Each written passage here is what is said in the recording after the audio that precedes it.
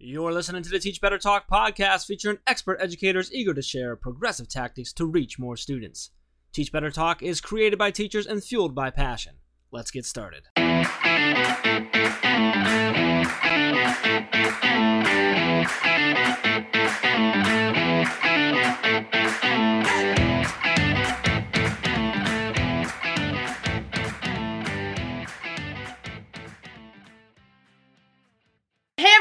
Welcome to episode 221 of Teach Better Talk. My name is Ray Hewart, and as always, I'm with my incredibly hungry co-host, Mr. Jeffrey Gargis. How are you, Jeff? I'm hungry. I know you're hungry. Well, I'm good. I'm eating some snacks. I'm eating some peanuts to get me through the night. That'll do it. They're not a snack. Anyway, whatever. Well, they're a snack. They're not a meal, but I think they definitely fall in the snack category. I don't know. You and Connie both don't think that they were legit, but yeah, I'm hungry, especially after the conversation we had with our guest prior to recording, which was all about food and all the food you guys ate. So definitely feeling more hungry now. But, anyway. Well, I am excited to get this introduction recorded so that you can go eat before the next few episodes we have tonight, because it is a long night. Yes, it's a very long night. We've got two more after this, and I'm actually recording a mailbag episode with Joshua Stamper for Aspire afterwards. So I get four podcast episodes tonight. You are so cool that you hang out with Joshua Stamper. I think he's the coolest guy ever. I really am just really cool. Like, I'm a really cool person. Well, I'm sorry. Did I slip up? I just meant that Joshua Stamper is so cool that you being within his specific is like kind of cool. Association kind of thing. I got you. Yeah. Rubs off a little bit. He is a cool dude. So, yeah. Anyway, so can we talk about something that we've talked about a little bit recently? Because we just kind of announced it and it's pretty cool and pretty excited. And I was good. The Education Blueprint partnership that we've got going on right now. Can we chat about that a little bit? Yes, okay. I actually just sent an email out to our network talking about two big things we're doing. One is the coaching that I know we talked about in the podcast before. We're not going to talk about that now, the connected coaching. This other big thing, Education Blueprint. Go ahead. What elements do you want to talk about? Because I feel like this solves so many educators' problems. I'm just so excited for people to get involved. It does. So, like, Education Blueprint in general is just a great resource to go to no matter what. So educationblueprint.org. You've got lesson plans over there, resources, apps, books, research. Like, you can sort. Think sort of teachers pay teachers, but without the pay part. It's just all free. And going to stay free. It's nonprofit. What's really cool is that they love the grid method, and they wanted to make that one of the categories, which is grids. And what was awesome about that is it's one of the most common things we get, one of the most common piece of feedback we get from workshops and trainings that we do on the grid method is it would be really nice if there was like 3 more sample grids about, in this category, or it'd be really great if I could see a couple more elementary level. And we have a lot of example grids that we take, but we don't have like everything covered because that would just be a lot of like papers or documents to send or whatever. And so we've had different ways to store it. There's a lot of them in our Facebook group. If you go to our Facebook group and get in there, there's a lot of them there, but they're not as organized, right? Because it's just Facebook upload.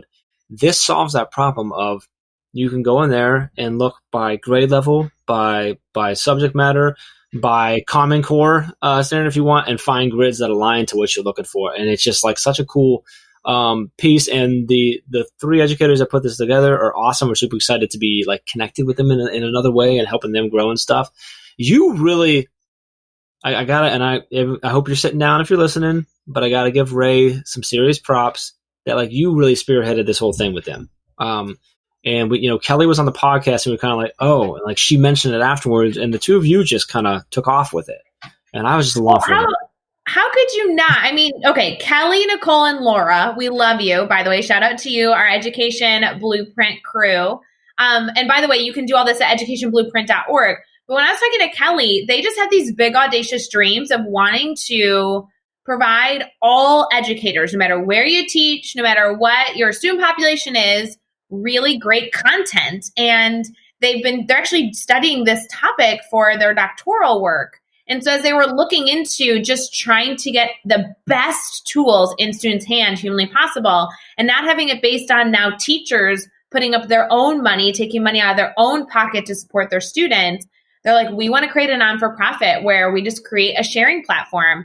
And I'm thrilled that they threw grids in there. I'm so glad. The Teach Better team never really planned on being a library of grids. That's not really the work that we want to get into. We don't want to write curriculum specifically. We more so want to support educators in utilizing the tools, the resources, the standards that they've been provided, and finding the best way to reach their students with it. And so I've loved that this has been their mission. They have worked, Jeff, you know this, they have worked so hard to build this from literally nothing. And their whole mission is to just provide free content. So essentially, I like that you compare to Teachers Pay Teachers because it's super similar in the capacity of, as a teacher, you create a free account and you go through and you can search by standard and whatever, but you can also upload your stuff. So like I need to put all my grids into Education Blueprint.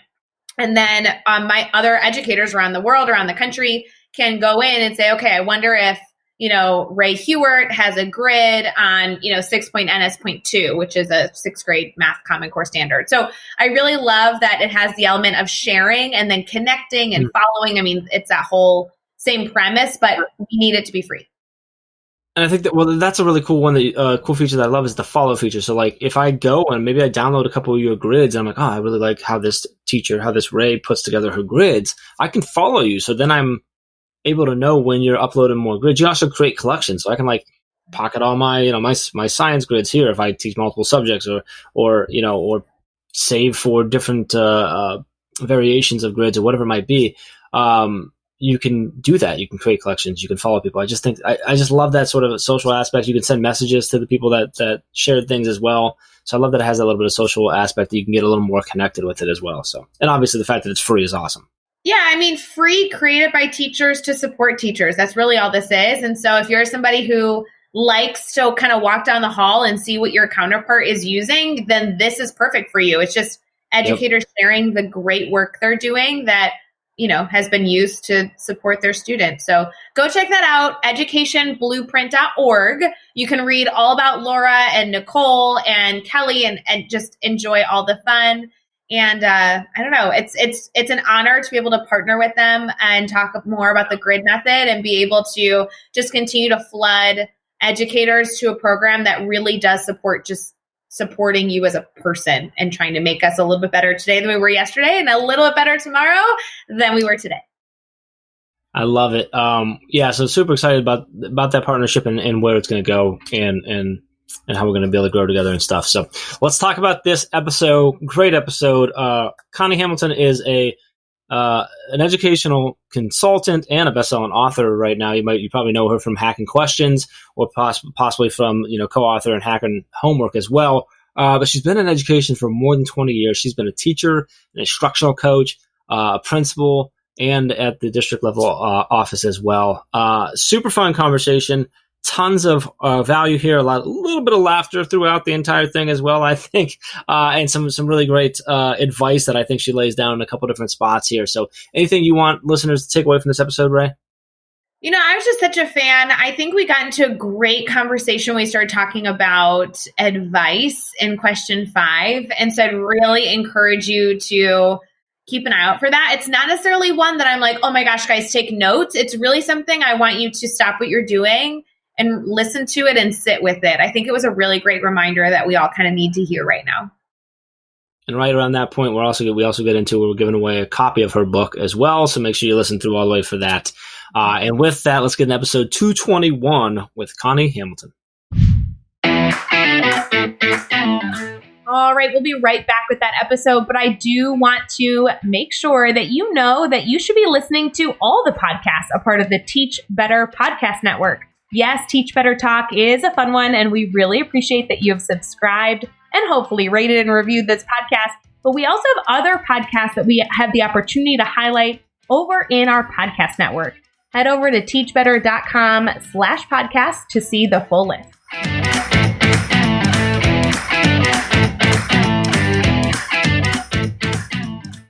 All right, we are here and we are chatting with Connie Hamilton. Connie, awesome having you on the podcast. We've already been talking for a little while here, laughing, smiling a whole lot. So I'm excited about this conversation. I think it's going to be a good one.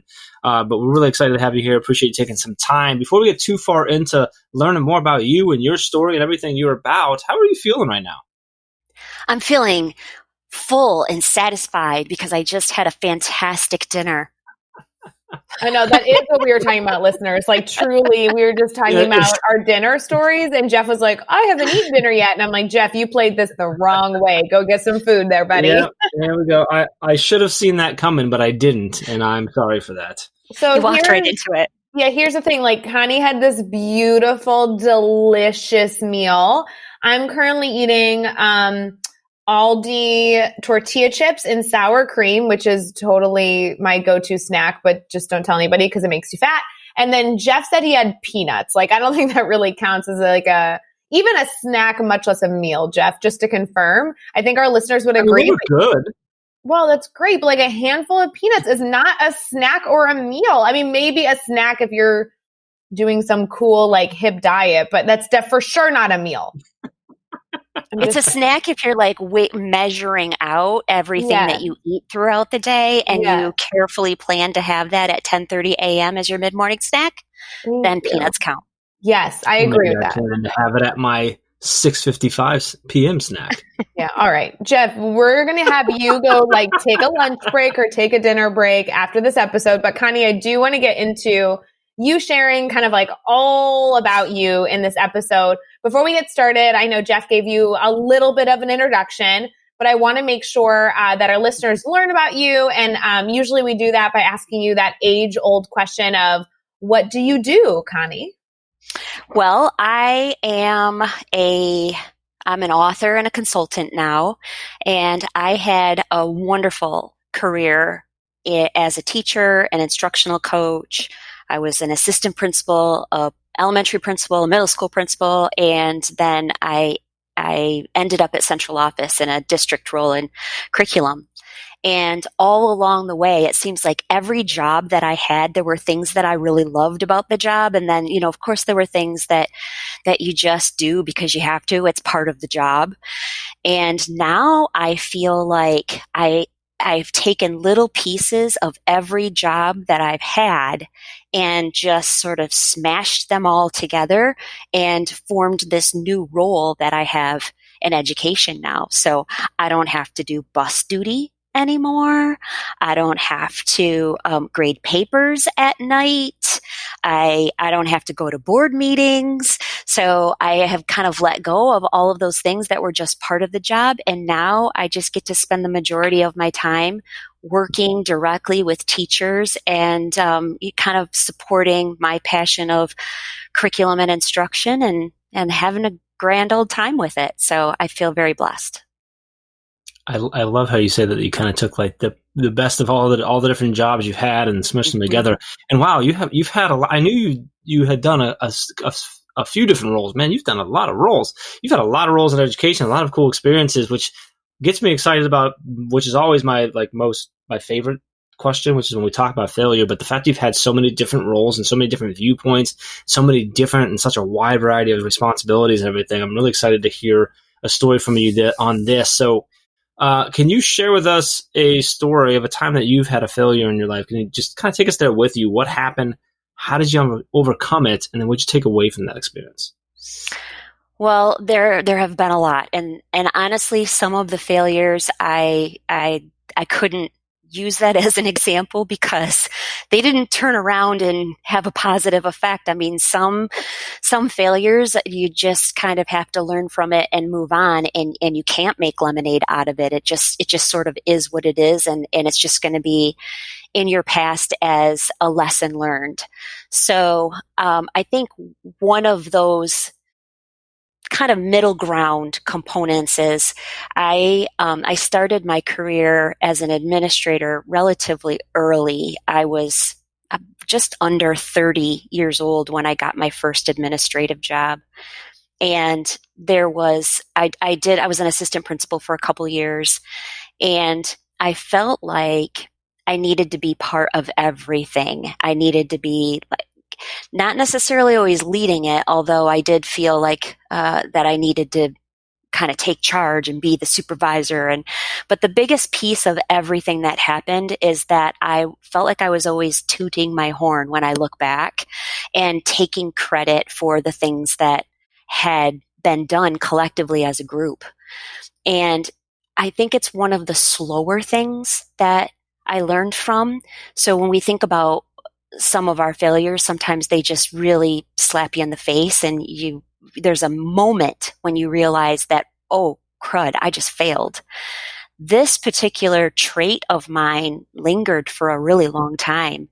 And I think that even after I switched from my first administrative job and then I moved on to another school district, I still took that with me for a while.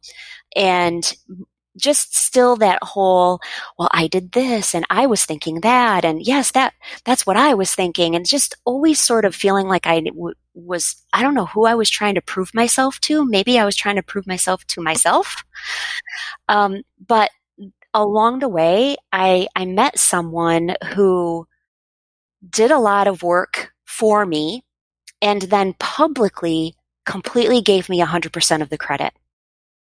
And I remember thinking, why is he giving me credit? Like, he did way more work than I did. Why isn't he telling people what his role was?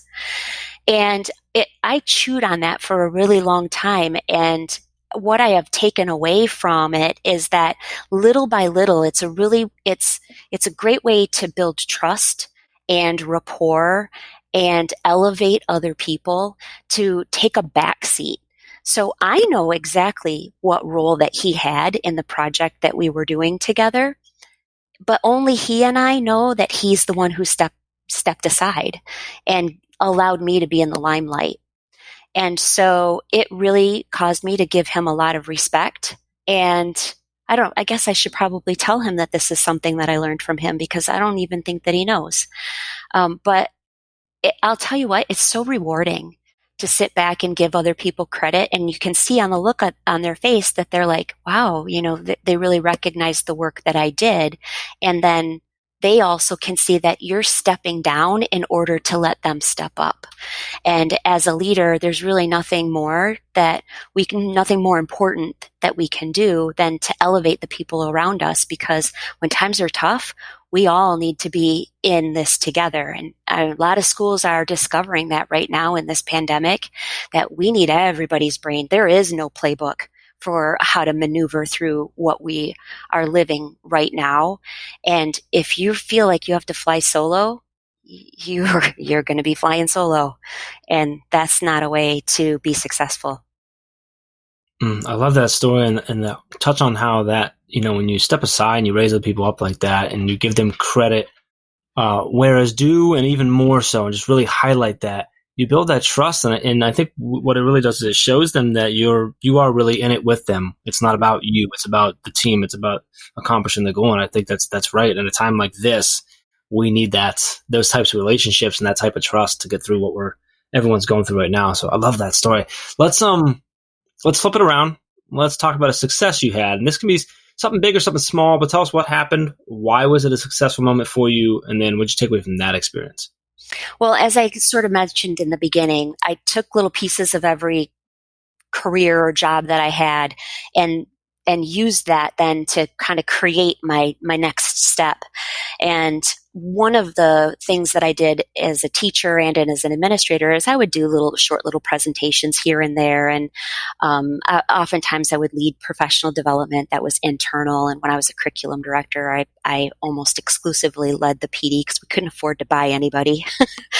And so I had a lot of experience just kind of learning from others and then morphing that into how does that relate to what we're doing in our school district. And, I would often say, boy, I should write a book. And sometimes I'd say it under my breath. Sometimes I'd say it, sort of tongue in cheek. And then finally I kind of hunkered down and thought, I should really kind of quit joking about this and maybe actually do it. And so I did. And the first book that I wanted to write is actually the second book that I wrote. I wanted to write hacking questions, and I pitched it to Mark Barnes, who is our publisher, and he said no. The first time he said no, that's overdone. A lot of people have done questioning already, and there are plenty of people out there. And so I wrote Hacking Homework with Star Saxteen, and then after that he got to know me a little bit and some of the work that we had, and so I pitched it again. And second time's a charm, I suppose. So that was something that, I didn't give up. It's something that I really wanted to do, and I made it happen. And that's something I'm really proud of, that Hacking Questions book. It's absolutely something you should be proud of. I'm so glad you picked that as your success. It's a huge one, especially book number 2. That's awesome. So with obviously, geez, with the roles that you've had, with the focuses on your book, I'm so confident that there are a lot of things that keep you excited about the work that you're doing, excited about education and all the pieces in between. But if you had to kind of choose, what's really keeping you most excited right now, kind of fueling your fire in the work that you're doing? Well, one of the things I always strive to do is to, you want to make things that are relevant. It's, as we're sharing, you get the age-old bloodborne pathogens kind of thing. There are humdrum, boring things that we have in our field. And right now I feel like so many people are in survival mode. It's like, how do I run Zoom? And what am I going to do about grading? And how am I going to connect with parents? And just surviving from day to day.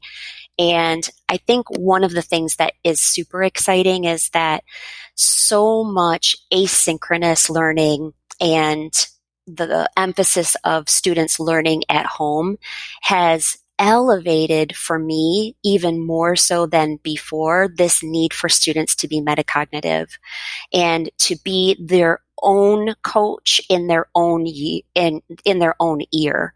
So we want students to be able to ask those self-reflective questions instead of relying always on the teacher to ask prompting and supporting questions. And so that's something that I've really been dusting off a little bit and digging into a little bit more of what are some of the ways that we can help students to be metacognitive, to be self-reflective as they're working independently at home or even in the class for those schools who are face-to-face right now. So it's super exciting to not only to leverage the power to students to be able to do that, but also to help teachers to let go a little bit and take a little bit of the weight off of their shoulders to say, let's take a break from really focusing so much on that content in a really heavy way, and let's bring in just a touch of, how do you know you're learning it? How do you know if it's good enough? How are you going to self-reflect? How are you going to ever use this? How are you going to make sure that you remember? How are you going to identify the gaps that you have? And when you do, what are you going to do about it? All of those kinds of questions are transferable for life. And quite frankly, I can't remember a whole lot of what I learned in 5th grade, but I do know that I use the skills to help me to learn something new every stinking day.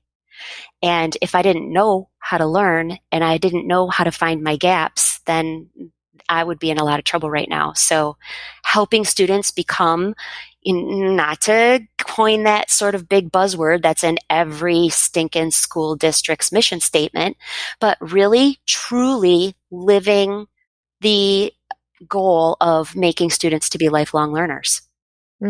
I love that you chose that as your excitement and the way that you shared that. I think that your passion for questioning students, your passion for wanting students to truly focus on their understanding levels and being just good people, good learners, made that answer just so perfectly shared. I thought that was wonderful. Thank you. I know this is dorky because now I'm going to ask you for a piece of advice. And to be honest, I feel like that was a piece of advice in and of itself. But question 5 always focuses on choosing that much needed kind of one piece of advice, whether it be a new teacher or a veteran teacher, just anyone listening who's looking for a piece of advice to either start their morning or kind of conclude their day. What would be a piece of advice that you would like to share with our listeners? Well, in thinking about kind of that people who are new to our profession, I feel like it gets overwhelming. And today, almost everybody feels like a first year teacher because there are so many brand new things that we have never experienced before. And so I guess my advice is to not look to the future in the hopes that things are going to be easier and that you're going to be able to skate through this career of education, because it never does. And you may get comfortable with one portion of your job and be able to really wrap your arms around a specific component. But in order for us to always be our best for students, then once we wrap our heads around a single piece of our role, then it opens the door for us to tackle another aspect of our teaching or of our leading so that we can continue to grow and be that much better for the students that we're going to have tomorrow as well. So I know that it's really common to say to first year teachers, like, don't worry, it gets better. It does get better in the things that you're worried about right now. Like, you don't always get nervous for parent-teacher conferences that eventually will go away. But how you handle difficult conversations is maybe something that's going to pop up in a few years when you're really faced with a challenging conversation. So we're always learning, just like our students are. And in this profession, we're always going to give 110% and be very busy and dedicated to our kids. Wait, I love that. Like, it doesn't get easier, just like a different kind of busy. Like, that's like so spot on and so true. I think Jeff and I have talked about that numerous times just as we've been friends. Jeff, how long have we been friends? Like 3 years-ish, a little over 3 years? Yeah, 3 to 5 years too long, I think, at this point. Stop it. That's so not nice. That's so not nice. He's the meanest to me. But the reason I'm saying that, Connie, is because every single year, there's a moment where I'm like, Jeff, I'm so busy. Everything's so challenging. And then the following year, things are like double busy and double in their challenging. And I'm like, oh no, I got it. Because you just kind of learn to go with the flow. You learn to like kind of grow your capacity in handling tough situations because you've seen so much success from them. And I just feel like everyone just kind of grows in their ability to, like, not so much that things get easier, but you just like learn to manage things better as you learn the pros and cons of every single situation. I think that's so great. Yeah, I think it's just sort of something that goes along with the job, like, like an ER doctor. It's just the way our job is. So, we're not going to be, I don't know, I'm trying to think of a laid back, kick back job. What would that even be? I don't even know. No, but your analogy of like an ER doctor, right? So like somebody's going to come in with a cut every single year, but you might handle it differently every single year because you're learning. And so it's that same mindset. You're not just doing the same thing every day. Right. Look at what ER doctors are facing today. Right. Mm-hmm. And it's every year of experience gets you ready for that next time is big. Ray, when you talk about, we have had that conversation a bunch of times. When we look back, we're like, how do we think we were busy last year, right? Because this year's so much crazier. And we're like, yeah, but at the time it was capacity, right? But that hitting that capacity or hitting that level and having to, whether you call it scramble and survive, whatever, but having to go there and push yourself to that point is what prepares you for now the next time it gets harder. And I think that's why it continues to be, it doesn't necessarily get easier. It's just a different kind, right? And I think that's a really great way that you laid that, because you're going to be prepared for it because you're learning and you're growing and stuff like that. But don't expect, like, I like how you said, like, don't expect it to get like super laid back and easy. Like, that's just not, it's just not what it's gonna do. That's not. It's like how parenting, like you bring home an infant. Yeah. You bring home an infant and you're like, oh my gosh, wait till they can go to the bathroom on their own. My life will be so much better. And then you're dealing with, well, we have to get the kids to this place and that place, and somebody has practice and somebody's got to be picked up, and you're running around like a chicken with your head cut off. And then you think, oh, when they can drive, it'll just be better. It's just always kind of looking for it will get better, but then it's just replaced with something else that keeps you going. No, it's totally true. I mean, I'm just even thinking of people who go into the field as first year teachers and they think like teaching becomes your life, right? You become a teacher like 24/7, you work ridiculous hours. And then fast forward a few years, you have children and you're still able to manage everything. It's like, guys, we can do this. We just need a little bit of time to get through it. Mm-hmm. Yes. There definitely are moments that, you do feel like, okay, I'm at my max here. I'm actually over my max. But I do think that we as educators have a much higher max than the average person. Very true. Let's talk about real quick, because you're super awesome. So we're going to give away a copy of your book, Hacking Questions. But before we do that, can you give us like the quick rundown of what's the book about, who's it for, and then we're going to go into how you can win a copy of the book. Sure. The book is essentially, it's mostly written for teachers. That's the target audience.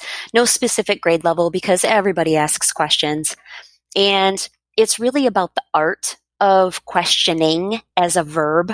So it's about how to deliver questions and how to engage students in questions, how to reduce how to increase the level of risk that students are willing to take in their questions. What do you do when kids say, I don't know? How can you get students asking more questions, etc.? And every chapter kind of focuses on a different component. What it isn't is here's step-by-step directions on how to write the perfect question. It isn't about the noun of the question itself. So it's really practical. It takes things that we do already in the classroom and offers a way that you could just modify it to get a bigger bang for your buck. So it is intended, there's a part in every chapter that is what you can do tomorrow. And I was really mindful when I wrote those sections of each chapter to be certain that everything that I suggested is something that doesn't require money. You don't have to adopt anything. You don't have to get permission. There's no planning involved. They literally are things that you can do right away tomorrow to get a better impact on your questioning. Oh, I love it. All right, so I have an idea for giving it away. You need to tweet at Teach Better Team and at Connie Hamilton, and then hashtag Teach Better, hashtag Teach Better Talk, so we make sure we see that. And here's what I'd like to have you do is I want you to answer this question is, what can you do tomorrow to ask better questions? How's that sound, Connie? Does that work? I love it. Yes. So ask that, and we'll see. And then, hey, maybe some of those things are in the book. Maybe they aren't. Then we're going to pick someone and get a copy of that book. So appreciate you doing that. That's awesome. I know everyone always enjoys that. So really appreciate you doing that. Let's have some more fun here. We're going to do these next 6 questions. And your goal, Connie, is to answer each one in 15 seconds or less. Are you ready to go? Yeah. Ready, set, go. All right. What is one EdTech tool you cannot live without? Today, Zoom. Last year, Google Calendar. Give us a book you're in right now. I am listening to on Audible, How to Be an Anti-Racist by Kendi. And I am also in a book club with a book by Floyd Cobb and John Crownapple called Belonging Through a Culture of Dignity. I'm also just finished previewing a book by Julie Stern, but I'm not really sure if I can share the title or not. So, we'll just have to wait on that one then. Yep. Who do we need to follow on Twitter or Instagram today? You can give us up to 3. My number one, I'm just going to say, if you're not already following Jen Gonzalez, Cult of Pedagogy, amazing. I wrote a blog post for her, and the process that she uses, like she owns everything that is printed on her blog. She is highly involved in every word. What is a good YouTube channel, website, or podcast for educators to check out? A new YouTube channel that I'm really enjoying is Small Bites with Hedrick Nichols. And she just gives like 5, 10, she at the end of her little session, she'll say, if you have 2 minutes, do this. If you have 5 minutes, do this. And she gives you choices based on how much time you have. Yes, I love Hedrick. She's awesome. She's such a cool person. Give us a daily, weekly, or monthly routine every teacher should get into. I think you should pay attention to the very last thing you do before you go to sleep. It shouldn't be look at your phone. So just be really mindful of how you spend those last 60 seconds before you close your eyes. If you have to be on your phone, then at least shift to something like gratitude or just some peaceful meditation or something so that you get in the right frame of mind before you fall asleep. And what is the best piece of advice you've ever received? When people are unkind to you, my mom used to always say, kill them with kindness. And I don't know that I really understood that, but now it almost kind of makes me chuckle because people who are unkind to you don't know how to respond when you don't treat them the same way that they're treating you.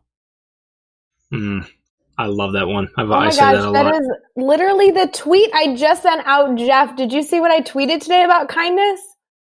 No, did you just tag you in it? Oh my God, Connie, we are like meant to be friends. I just want you to know that this is the start of something spooky because I just shared a tweet earlier today of a quote that I saw that it was like, be nice, it freaks people out. Like it drives people crazy. And my tweet was like, the Teach Better family has been driving people crazy for a long time. And who knew it all started with unfrosted Pop-Tarts? Right. Who knew? We just need to get some Pop-Tarts. It'll be fine. Oh, I love it. Oh my God, Connie, you're so funny. So before our podcast ends, I do want to make sure that all of our listeners connect with you, Connie, obviously with the books that you've published and everything else you just continue to push out to support educators. Where can they stay connected? Lots of options depending on what your preference is. So I have a website, conniehamilton.org. Twitter is always a great place. It's at Connie Hamilton. And those are probably the two easiest ways to touch base with me. If you go to the website, you can easily email me as well. All right. You can find all the links, all the resources, and everything we mentioned over in this episode over at teachbetter.com, as well as the really important links for connecting with Connie and keeping the conversation going. So make sure you check out the show notes at teachbetter.com for all of that. Be sure to hit subscribe so you don't miss any of the upcoming episodes. And if you can give us a rating and review, we'd really appreciate that as well. Let's keep taking this one step further. Think of just 3 of your colleagues who need to hear these amazing stories and connect with these amazing educators and share this podcast with them. Connie, this was awesome. We had a blast. There was so much laughter and fun in this episode and so much value as well. Super excited for people to listen and hopefully reach out and connect with you and continue that conversation with you.